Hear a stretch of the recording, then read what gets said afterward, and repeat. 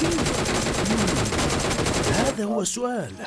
البري لا يصدق، قاتل وقوي.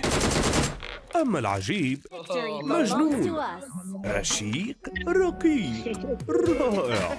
الاختيار صعب جدا، ولحسن حظكم أنه ليس عليكم أن تختاروا. استعدوا لمجموعة عروض متتالية ليس لها مثيل. بري واجي. في كاليهاري الخطر في كل مكان. يبحث القتلة هنا باستمرار عن الضحايا، والهجمات يمكن أن تأتي من جميع الجهات. بعضهم تقدم العائلة لهم الحماية، وقد يواجهون أعداء من بين صفوفهم. في هذا العالم الشرس تعارك الحيوانات الآخرين، وتعارك أبناء جنسها حتى تنجو.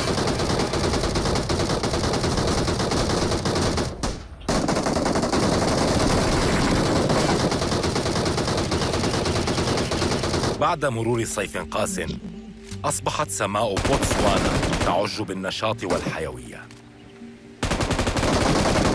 هنا كل مولود جديد يحتاج إلى التحرك وبسرعة. تلد الثيران البرية في بداية موسم الأمطار لضمان وجود الكثير من القرائن حديثي الولادة. هذا العجل يبلغ من العمر بضع دقائق، وغريزياً يستطيع الوقوف على قدميه. هذا هو الوقت الأكثر خطورة في حياته. موسم التكاثر لدى الفريسة هو موسم مفتوح للمفترسين المتعطشين للبلاد.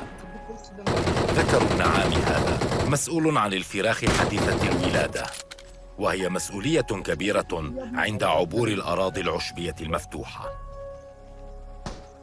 إن كانت مفترسة أو فريسة، فإن الانتقال لمكان ما بنسل جديد دائما يكون وقتا صعبا.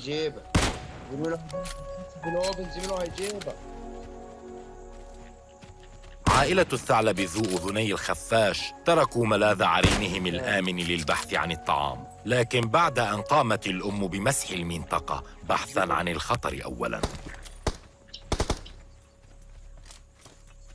إحضار الأطفال إلى ساحة المعركة يعد شراً لا بد.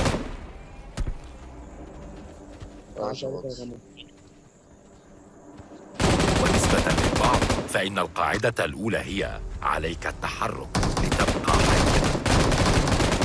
يبلغ عمر ظبي الإمبالا هذا بضعة أيام فقط، لكنه قد لا يعيش لرؤية يوم آخر.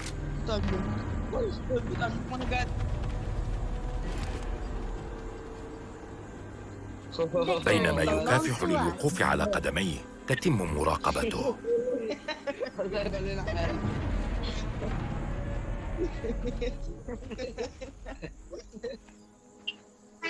يوفر القطيع له بعض الأمان، لكن عليه اتباع خطوات أمه، وإلا ستكون النتائج قاتلة بحقه.